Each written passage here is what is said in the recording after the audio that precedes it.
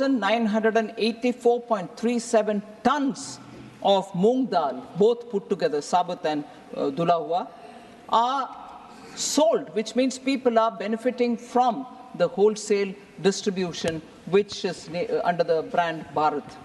So therefore, sir, I want to make sure that the efforts taken by this government to contain inflation are informed to the honourable members, and they know that we are taking the necessary steps.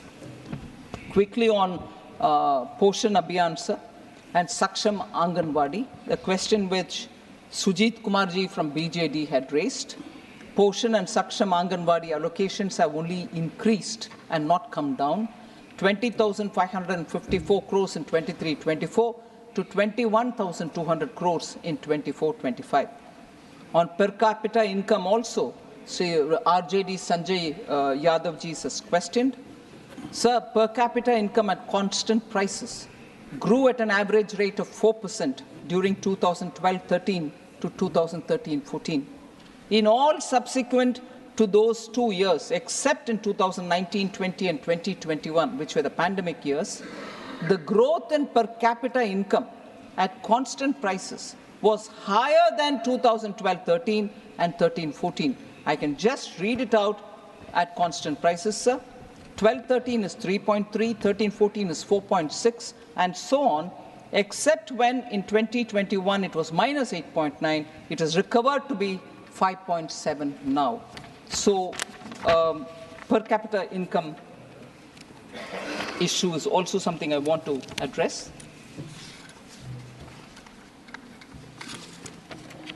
So this is a very important issue which has been raised, that arbitrarily we've been cutting the borrowing ceilings of non-BJP states. Sir, I want to completely dispel this baseless argument. Central government follows the recommendation of the 15th Finance Commission for issuing borrowing consent financial year-wise uniformly to all states. Net borrowing ceilings of 3% of GSDP has been fixed for the financial year 24-25. Borrowing consent is issued to all states by adopting uniform parameters as per borrowing guidelines. There's no difference here. All of them are treated the same. Moreover, the 15th Finance Commission has also recommended performance-based additional borrowing space of 0.5 of GSDP. This is linked to the performance in power sector reforms. List of states, sir, which have fulfilled the requisite criteria related to power sector reforms and availed additional borrowing space of 0.5% of GSDP, I'd like to present before you, sir. In 21-22, 22-23, and 23-24. Example, West Bengal, 6,911. These are additional borrowing over and above the 3% which is given unconditionally. 6,911 for 21-22. 8,352 for 22-23. It is in crores or 7,200. This figure is in what? Crores. Crores. Crores. Sorry, thank you. So 6,911 crores, 8,352 crores, 7,276 crores for 21-22, 22-23, 23-24. If that is West Bengal, sir, Tamil Nadu, 7,054, 21-22 crores, 5,775 crores, 9,656 crores. Additional borrowing allowed each year because of power sector reforms. That is Tamil Nadu, sir.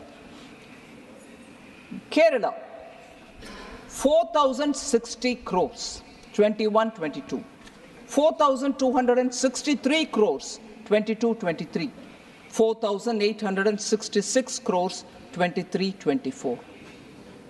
Additional borrowing permission and availed these amounts are on record. Now, Himachal Pradesh is just now, so I can't give the figures straight away. 251 crores was allowed in 21-22, but we've not had any claim after that. I can read that for other states as well. So there is no arbitrariness here. On the Kerala issue, sir, I can't find Honourable Member John Brittas, because he did raise this issue in between when I was speaking. He is not here. But never mind, I'll say, sir, on the Kerala issue, sir, Honourable Supreme Court has also mentioned to the state to resolve the matter amicably with the centre. It implicitly supported the stand of the centre. They didn't say centre is wrong.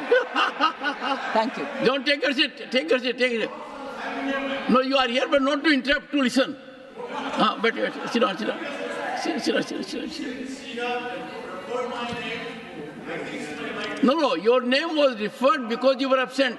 Now that you are present, you will follow the decorous conduct. Please. No. This is not done. You are an experienced person. Sit down.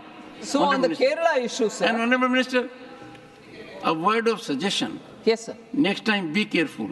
Oh, right. While naming Dr. John Brittas. Because if you name him, he claims a right. Oh, right. And you... Well, I don't want to name anyone.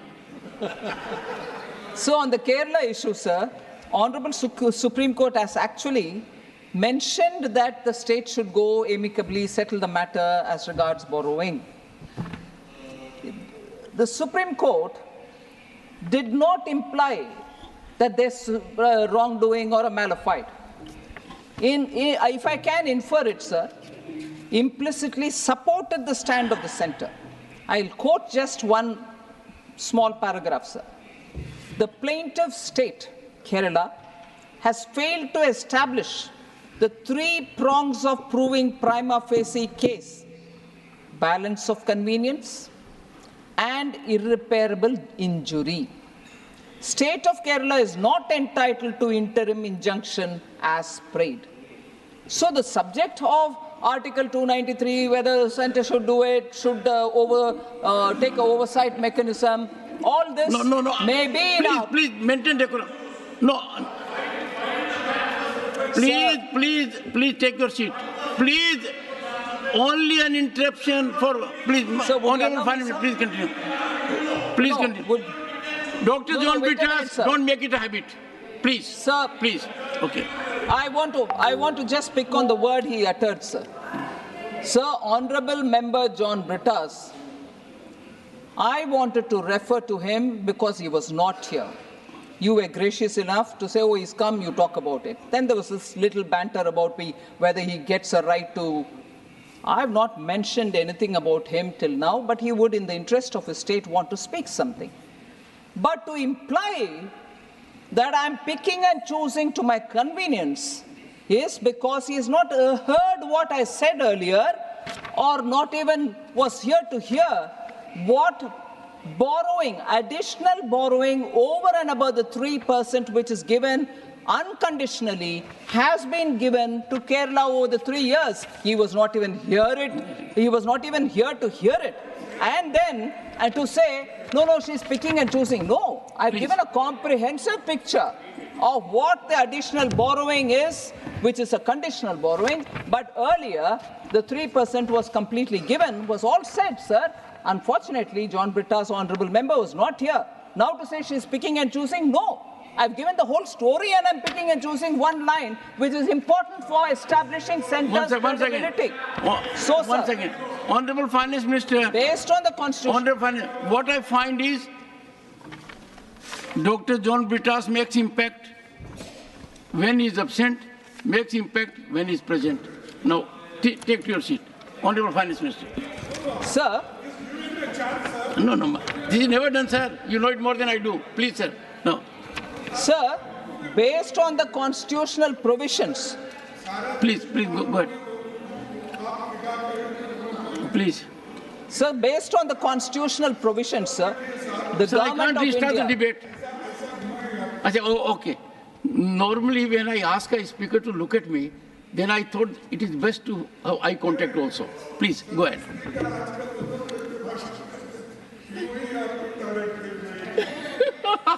I'm following the rules, sir. Yes. No, the leader of the opposition has appreciated you. Thank you very Please go ahead. much. Sir, based on the constitutional provisions, sir, the government of India adopts a rule-based system. This ensures fairness to all states and no deviation is entertained because of presumed entitlements or presumed prejudices that may prevail. No, we follow as per the Finance Commission's.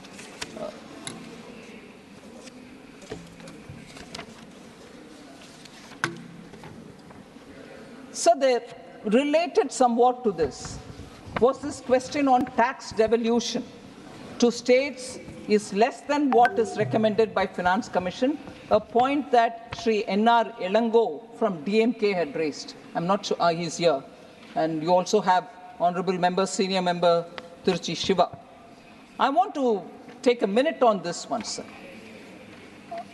We've heard members raising this voice that centre does not devolve actually 42% or the 41% post-JNK becoming union territory. I want to clarify on this a bit. Finance Commission, sir, recommends devolution of taxes as a percentage of net proceeds as defined in Article 279 of the Constitution. Net proceeds.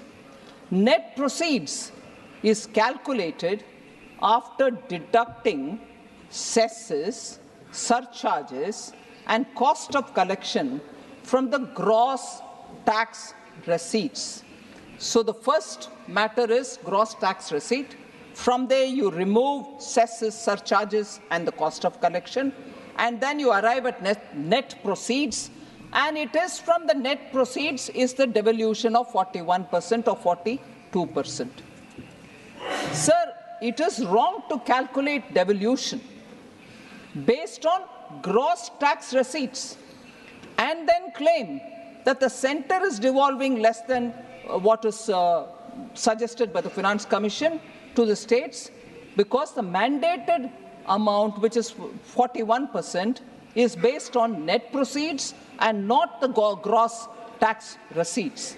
So it should be noted, sir, the devolution is not a percentage of GTR, but it is a percentage of the net proceeds.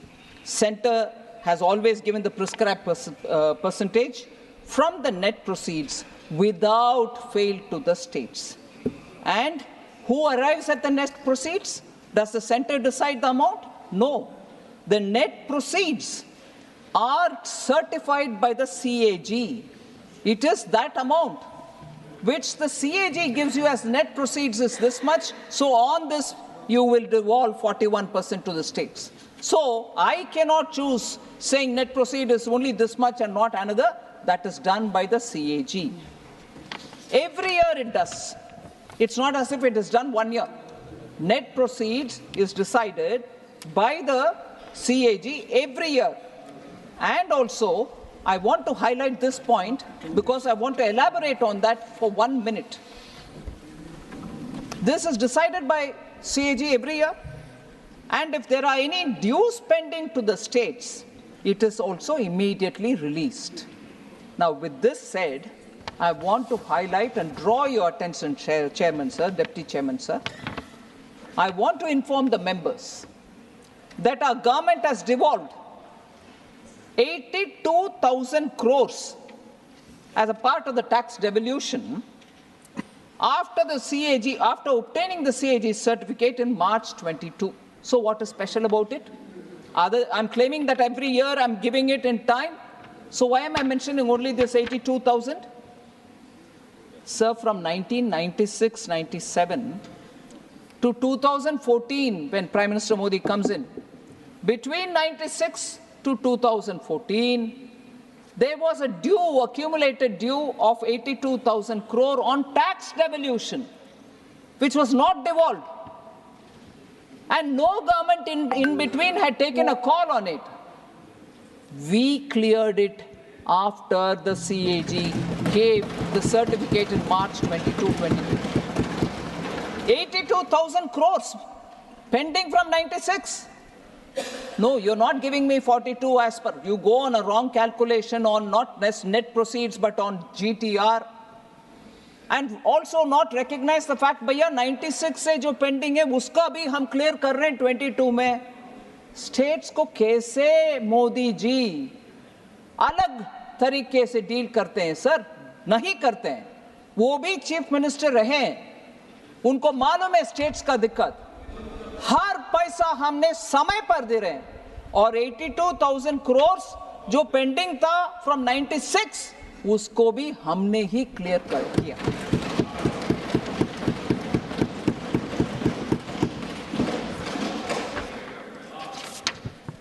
Sir, almost at the end, sir.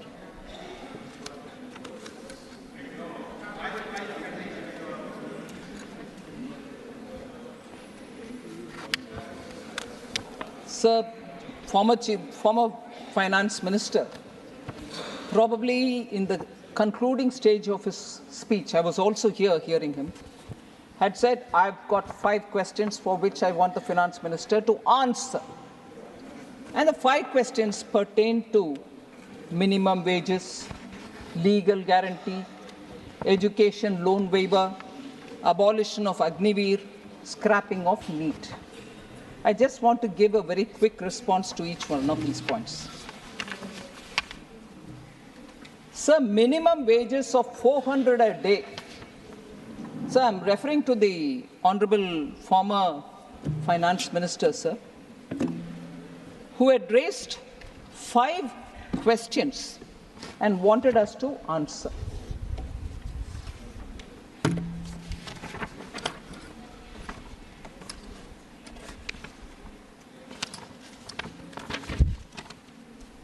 Sorry, sir, 1 minute.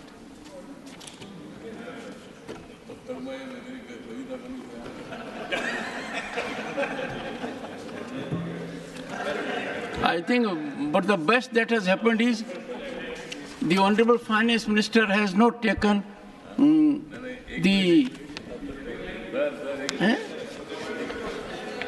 No. So,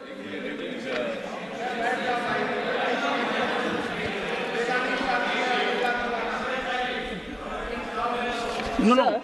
The Honorable Minister is also appointed, but not this occasion. 400. Not this occasion. Yes, not you. There is another Honorable Minister behind you. Oh, okay. So my problem is I'll have to find some mechanism. If there are Honorable Ministers and the second one rises, then if I tell one, the other one may misunderstand it. Honorable Minister, please. Yes, sir, I'm just responding, sir. Well, I'm not addressing the Honorable Finance Minister. Yes. Mr. Thavle, please. For the, चलो कम से कम आपने ऐसी चर्चा तो की जो थोड़ा सी हंसी मजाक की हुई. Otherwise, you are very serious when you make an observation. Sir, he raised 5 questions. Please. Honorable, please, Honorable Minister. No, I will not allow. If I had to allow, I would have allowed leader of opposition. I will not allow anyone. He had raised 5 questions, sir, on which he said, why can't 400 rupees be declared as the minimum wages per day? Sir, I think he is talking about Manrega Act and through which declare a minimum wage of 400.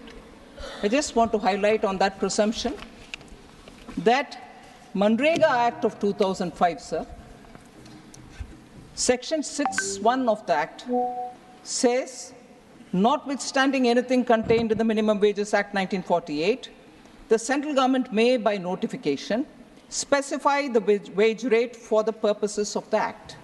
It says that.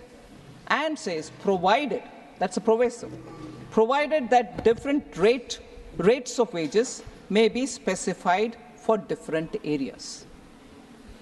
I also think because, probably because it was mentioned in the Congress manifesto, I'm a bit hazy on it, but his demand was 400 rupees per day minimum wage. Why won't you want to declare it?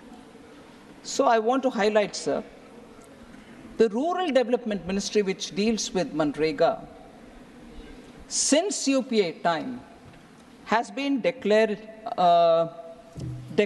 the minimum wage, and these are decided based on changes in the CPI-AL, that is Consumer Price Index Agricultural Labor, which reflects inflation in rural areas. It's based on that every year some kind of a notification comes. This has been the practice since 2005 to 2014. Our government has also followed the same principle. I don't know if I can use this saying in the English language. What is sauce for goose is the sauce for gander as well. One is therefore tempted, sir, to ask the form of FM, what prevented the UPA from notifying a uniform wage rate under the Manrega when it was in power? They didn't do it then. But now, if he is quoting the Manrega Act and demanding that Government of India declare 400 rupees as minimum wage, I would want to also highlight, and I'm sure being a legal mind, he would be aware of this nuance. The Minimum Wages Act of 1948 also empowers the states to fix minimum wages with respect to categories, various categories of employment, unskilled employment, and so on. So in the states, minimum wages are again fixed differently for different states.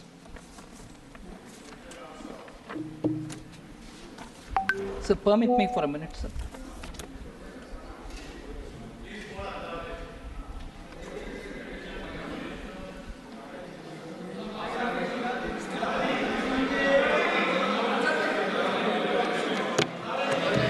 So, minimum wages act, sir, are fixed by states for different kind of employments, just as Government of India also fixes minimum wages for railways or the mines or many other things which come under its subject. For example, sir, I'm taking the example of Karnataka. State government notifies 4 different zones to fix minimum wages for unskilled workers. Zone 1 is for Bangalore city and the city corporation area. Zone 2 is for district headquarters and in the various districts, and so on. In the state of Himachal Pradesh, I would like to draw your attention, sir. In the state of Himachal Pradesh, as per the latest notification, or latest in this subject, which was issued in May 23, it was issued by the state government that unskilled wage earners will get a 375 rupees minimum wage. 1 second, Honorable. I must appreciate your fairness. You touch the state of the leader of the opposition, and next you are touching the state of leader of the House. So that even balancing has taken place. And I am privileged to be chairman at a time when this House has presidents of the 2 leading parties in the country, the largest democracy. Honorable Finance Minister. So, if wages are to be fixed by different states at different levels and for even within a state different zones, it's difficult to think of how the central government can fix a wage of 400 rupees and also say, therefore, it should be done for the entire country. Sir, also,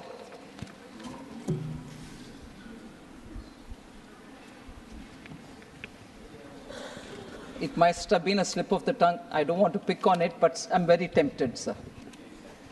In a speech, I think he claimed that he travels 500,000 kilometers by road every month.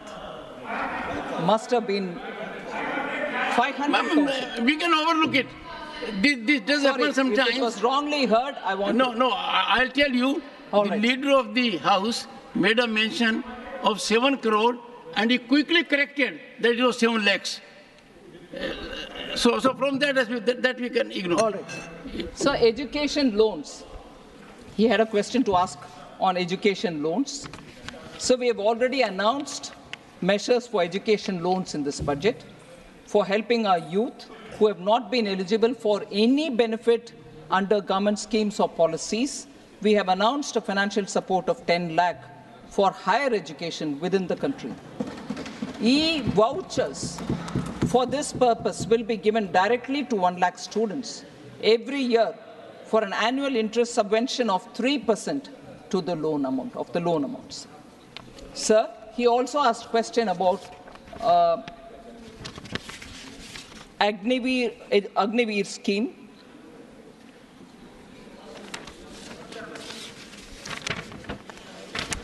I wanted to highlight, sir, former finance minister has served as also former home minister. I'm sure he understands the nuance involved in national security. Agniveer is a very reformative step to enhance the capabilities and battle readiness of our armed forces. It ensures actually that we have fit soldiers who are on the front line. So one of the expected outcomes of the scheme is that armed forces will have much younger force by recruiting those in the age group of 17.5 years to 21 years and retaining only 25%, thus reducing the average age of the Indian soldier. Why should we do it, sir? In countries like the US and the UK, soldiers are required to render only 2 of the 6 years in service because they want to keep the young, fit, and agile person at the borders. I hope on matters related to the fitness and battle readiness of the Indian Army or the armed forces, we don't do politics, sir, because it is something which is going to be critical for this country. We need young, fit, and battle-ready young people who are going to be trained. In fact, I was going to bring in here one of the news items which had come in the last 2 days about how, in terms of fitness and in terms of skills acquired, which are so required at the borders, Agniveer people have come out with flying colors. Studies have proved it. So this is a scheme which is very important, and we need to have greater sense of looking at the national interest rather than just take policies on some other consideration. I'd like to remind, sir, when in 2014 Prime Minister Modi reviewed the situation, I got into defense only later in 17, and therefore with some interest I went back to look at also the earlier periods. 2014, Indian armed forces, particularly the army, didn't even have bulletproof vests. We had to panic buy and give them. And in that, the role of Manohar Parrikar ji, Arun Jaitley ji, to make quick procurements, and we had to procure it from elsewhere. But today, in our country, we produce bulletproof vests which are good enough for our army, and they feel that it has given them the sense of security. Not just bulletproof vests, sir, it is also a truth that in India, at that time, for 10 years, major defense procurements did not happen. And this is not a fiction that I'm telling you. In the House, the defense minister then had said we can't procure it because we don't have the money. So Agniveer is a scheme which we brought in with great sense of commitment to keep our armed forces battle ready. And young and fit people get into the army, and I don't think there's a need for us to unnecessarily worry that this is causing some kind of a distortion. Not at all. It is with the acceptance of the armed forces that it has been brought in. Sir, he is also, I think I've addressed the 4 issues that he had raised. The 5th one is NEET. So, Honorable former Minister, he's a lawyer. Probably he spoke one day before the final judgment came from Supreme Court on the NEET. One day before he spoke, and therefore the verdict which was given by the Supreme Court, he probably wouldn't have been aware. The Supreme Court did not scrap NEET exams. It observed that there is no material at the present stage to indicate any systemic leak. That's about the NEET exam leakages. But abolition of NEET, I'm afraid to say, was triggered even before the leak issue came up. So I want to highlight some of the features, sir. NEET exam was notified. When was it notified? For the benefit of all our members. When was NEET notified? In 2010, December 2010, with its implementation. Who was leading the implementation at that time? It was led by the then DMK Minister Gandhi Selvan, who served as MOS for Health and Family Welfare as part of the Congress-led UPA 2 government. So it was brought at that time. The Supreme Court, while talking about the NEET, didn't take care of it. Thank you, Mr. Wilson. Thank you. Thank you very much. Please. And that is why it is running even now with the stay. Sir, I want him to not interrupt with misunderstandings. Mr. Wilson. This is undone. UPA in 2012, the UPA 2.0 introduced NEET undergraduate for medical examinations as well, medical admissions. And 2013, the first exam took place. All during UPA 2013, the exam took place. When the Gazette notification of 20th December 2010 was challenged in the Supreme Court, both the lawyers of the Medical Council of India and UPA's Additional Solicitor General of India defended NEET. When it was challenged in the Supreme Court, December 20 was the time when Gazette notification was issued, and that Gazette was challenged in the Supreme Court. That time, both the lawyers of Medical Council of India and the ASG of UPA government defended NEET, saying this was an effort to streamline the admission process. Sir? Sir, therefore, sir, the ASG then stated that the earlier system of multiple examinations was neither in the national interest nor in the interest of maintaining the standards of medical education, nor did it serve the interest of the poor middle-class students who had to buy forms of several examinations and travel across the country to appear in the examination. Multiple examinations they had to take. NEET does not, sir, disadvantage anyone. NEET does not disadvantage anyone. It expands opportunities. Sir, Tamil Nadu students secure 85% of the seats with 69% reservation, which is upheld in Tamil Nadu. With that reservation intact, and with this process of NEET, 85% seats, which is 85% of the seats within Tamil Nadu, and 15% of all seats from all states put together, they can go for the 15% seats to any state that they want. So, Tamil students benefit from All India quota in other states also. Now, when former finance minister is talking about NEET, I also want to underline this fact, sir. 2011, when the DMK rule concluded, Tamil Nadu had just 1,945 medical seats. Presently, there are 10,425 medical seats, a remarkable surge of 8,480 seats in the past 11 years.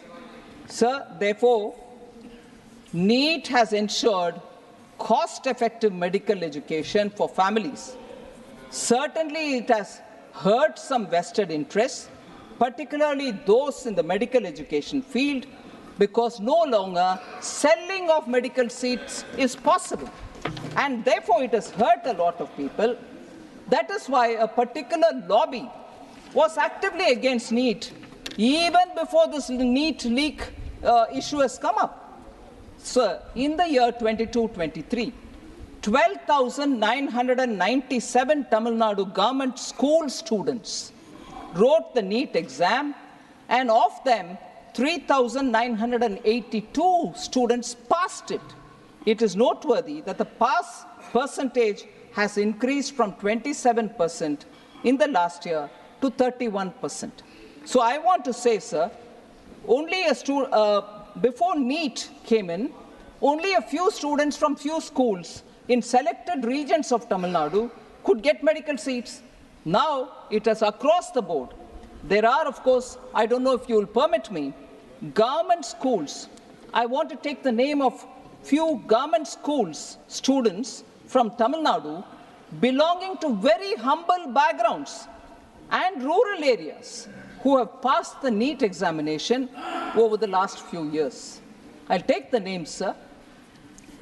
Young girl Kanimuri, Needur Mailadurai, daughter of a laborer, Kooli Tholilali in Korandai, and temporary taxi driver. He works also as a temporary taxi driver. She got in 2023.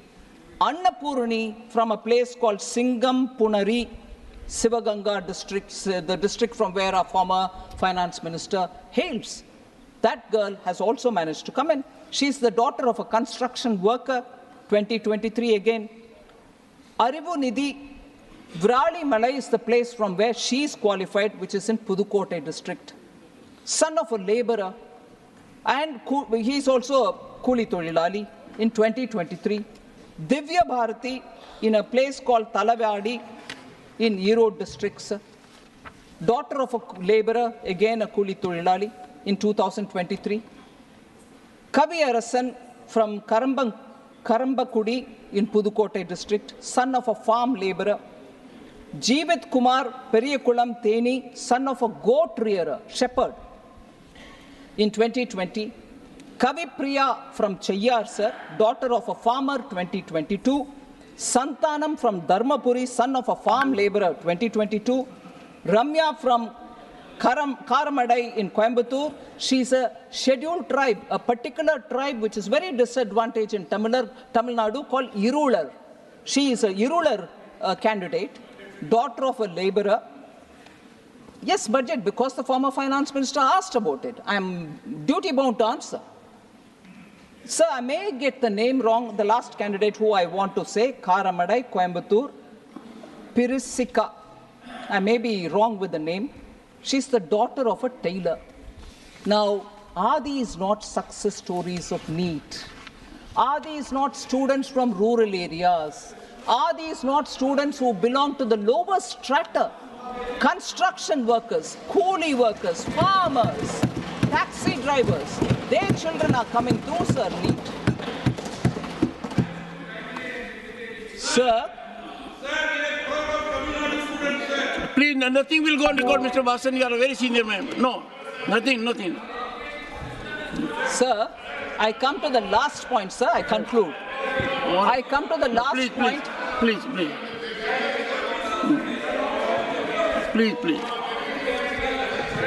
No. All honorable finance. The last point, sir. Please take your seat. Please, nothing is going on record. Sir, honorable member, finance minister. I am extremely indulgent when you speak. But when finance minister speaks, no, she is not yielding. No. Sir, please take your seat. These are 5 Mr. questions. Shiva has done the right thing. Please take your seat. Please. Sir, okay, the debate has happened. All members have spoken. Specific 5 questions which have been, whoever member was allowed by the chair spoke. Whoever member was allowed by the chair spoke. 5 questions specifically was asked by the former finance minister. I'm giving him answers. I wish, with your support, I hope all members can at least listen to the answers that I want to give. Please, ma'am. Sir, the last point. The last point, sir. Former finance minister asked a couple of questions. Again, most members are saying, what has this got to do with budget? Why do you want to answer on this? Why do you want to answer on that? But it was a question raised. I don't know if it is related to budget, but because during the budget debate it was raised, I'm answering. Questions were raised. And I'm quoting the finance minister from the YouTube which comes of the debate in the Rajya Sabha. I quote, sir, I ask, why does the UPSC have to play a role in the appointment of the DGP of a state? Why should a state government not appoint the Vice Chancellor of state universities? Unquote.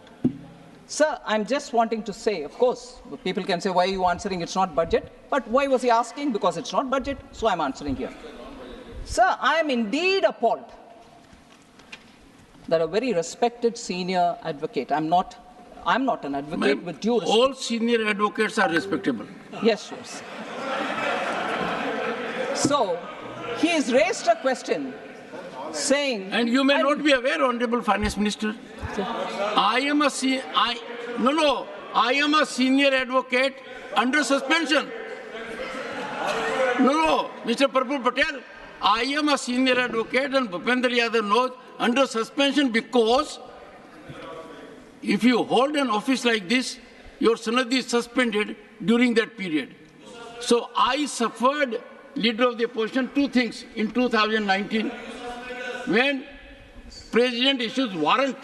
Now imagine warrant to a senior advocate appointing me as governor. This led to suspension of my sanad also. So you have respect, I'm sure, for all senior advocates, whether under suspension like me, not otherwise. Sir. Sure, sir. Sir.